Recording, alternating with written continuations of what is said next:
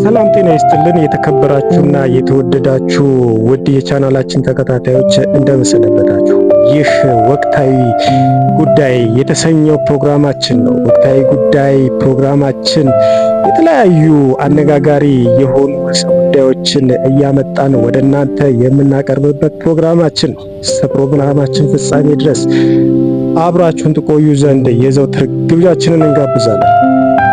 የዛሬ ወቅታዊ ጉዳያችን የዶንኪ ቲዩብ አስደንጋጭ ውድቀትና የኢኮኖሚ ቀውስ መዘዝ፣ የእሸቱ መለሰ የልብ ስብራትና የክህደት ታሪክን በሰፊው እናብራራላችኋለን። እስከ ፕሮግራማችን ፍጻሜ ድረስ አብራችሁን ቆዩ። ገንቢ የሆነ አስተያየታችሁንም ከእናንተ እንጠብቃለን። ቻናላችንን አዲስ ከሆናችሁ ሰብስክራይብ በማድረግ ቤተሰብ ሁኑ እያልን ቀጥታ ወደ ርዕሱ እንገባለን። የዶንኪ ቲዩብ አስደንጋጭ ውድቀትና የኢኮኖሚ ቀውስ መዘዝ፣ የእሸቱ መለሰ የልብ ስብራትና የክህደት ታሪክ። ውድ ተመልካቾቻችን፣ ይህ ድርጊት በጣም አሳዛኝና ልብ ሰባሪ ነው። በስኬት ማማ ላይ ያለ ሲጨበጨብለት የነበረ ሰውዬ ዛሬ የ31 ሰራተኞችን ላባረር ነው፣ ድርጅቴ ሊዘጋ ነው ብሎ በከባድ ክህደት ህመም እንባውን እየወጣ ዛሬ የዶንኪ ቲዩብ መስራች እሸቱ መለሰ የገጠመው ፈተና የባለቤቱ ብቻ አይደለም፣ አጠቃላይ የሀገራችንን ኢኮኖሚ ውድቀትና የሰዎችን ተለዋዋጭ ባህሪ የሚያሳይ አስደንጋጭ መስታወት ነው። ውድ ተመልካቾቻችን፣ ኢኮኖሚውና የሚዲያ ተቋማት ፈተናዎችን እንመልከት። በአሁኑ ሰዓት ሀገራችን ውስጥ ያለው የኢኮኖሚ አለመረጋጋትና የኑሮ ውድነት ተቋማትን ከሰማይ ወደ ምድር እየወረወራቸው ይገኛል። የዋጋ ግሽበት፣ የዶላር እጥረትና የንግድ እንቅስቃሴ መዳከም በቀጥታ የሚዲያ ኢንዱስትሪውን እየመታው ይገኛል። የማክሮ ኢኮኖሚ ተጽዕኖ በዲጂታል ሚዲያዎች ላይ የሚያሳየው ትልቅ አንድምታ አብዛኛዎቹ የዩቲዩብና የሚዲያ ተቋማት የሚተዳደሩት በማስታወቂያ በስፖንሰርሺፕ ገቢ መሆኑን ሁሉ። ነገር ግን ነጋዴዎችና ድርጅቶች ራሳቸው ገንዘብ እጥረት ውስጥ ገብተዋል።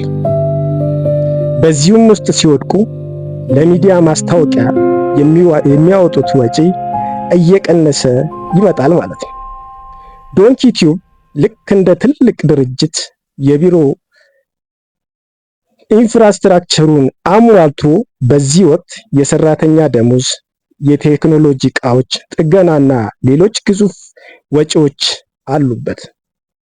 አጠቃላይ ሀገራዊ የኢኮኖሚ ሁኔታ ከገቢ መቀነስ ጋር ሲደመር እንደዚህ ያሉ ተቋማት ላይ ከባድ የፋይናንስ ጫና ይፈጥራል።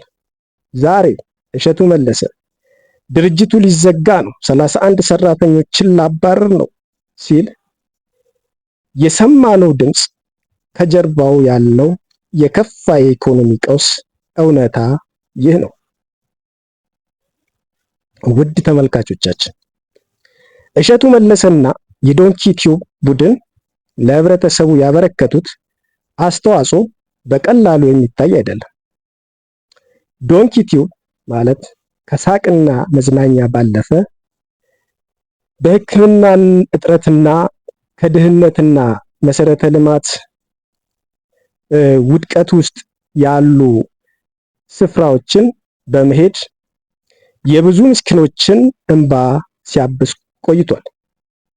በሚሊዮኖች የሚቆጠር ብር አሰባስቦ ህይወት አድኗል። 31 ሰራተኞችና ቤተሰቦቻቸው በማስተዳደር የበርካታ ዜጎች የዕለት እንጀራ ምንጭ ሆኖ ቆይቷል። በሀገራችን አስቸጋሪና ውጥረት ባለበት የፖለቲካና ማህበራዊ ሁኔታ ውስጥ ህዝቡን በሳቅ በማዝናናት የፈውስ ቦታ ሆኖ ቆይቷል። በማገልገልም ይገኝ ነበር።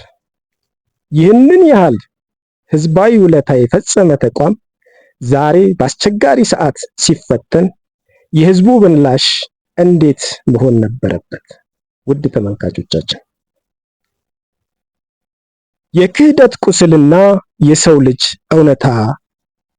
እውነተኛ ፊትን እንመልከት።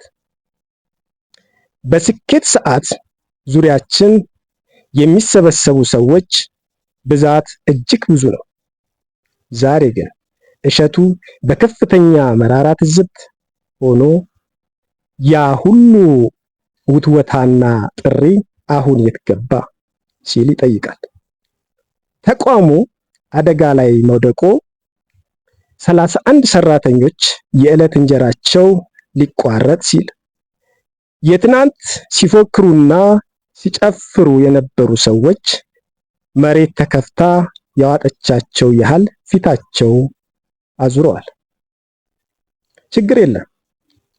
31 ሰራተኛ ማባረር ምን አለበት? ምንም ማለት አይደለም። ለህዝብ ስለሆነ የተሰራው ሚዲያው ይህ አነጋገር በውስጡ የያዘው ስብራት የሰው ልጅ ድርብ ማንነት ያሳየ ሆኖ አግኝተነዋል። ሆኖም በዚህ ድቅድቅ ጨለማ ውስጥ ብርሃን የሆነው ነገር አለ።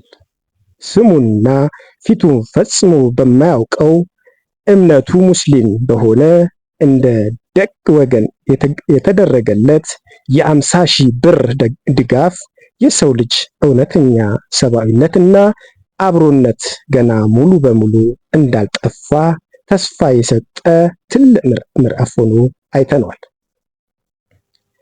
ውድ የቻናላችን ተከታታዮች እሸቱ መለሰ የብዙዎችን ህይወት ቀይሯል። ዛሬ ግን የእርሱ ፈረንካ የሚለካው በገንዘብ ብቻ ሳይሆን በሞራል ድጋፋቸውን ጭምር ነው። ሀገራዊ የኢኮኖሚ ቀውሶች ያልፈተኑት ነገር ግን በችግር ጊዜ የቆመ ወገን ታሪክ ይሰራል። ይህንን የሰውን የውስጥ ማንነት የሚያሳይ እውነታ ሲመለከቱም ምን ይሰማዎታል? እሸቱ መለሰ አሁን ባለበት የፈተና ሰዓት ከእሱና ከሰራተኞቹ ጎን የምንቆሙ መቼ ይመስላችኋል? ሐሳቡን በኮመንት ይግለጹልን። እነዚህን አይነት አስተማሪና አሳዛኝ እውነታዎችን በየጊዜው ለመከታተል ይህንን ቻናላችንን ሰብስክራይብ በማድረግ ይቀላቀሉን። ላይክ እና ኮሜንት ከናንተ እንጠብቃለን። ውድ ተመልካቾቻችን የዛሬው የወቅታዊ ጉዳይ ፕሮግራሜን በዚህ አጠቃልላለሁ። ለቀሪ ፕሮግራማችን ተከታታይነት ባለው ሁኔታ እንዲደርሳችሁ ገጻችንን ሰብስክራይብ በማድረግ ኮሜንት መስጫ ላይም በመስጠት የቤተሰብ ሁኑ እላለሁ። አመሰግናለሁ። ባባይ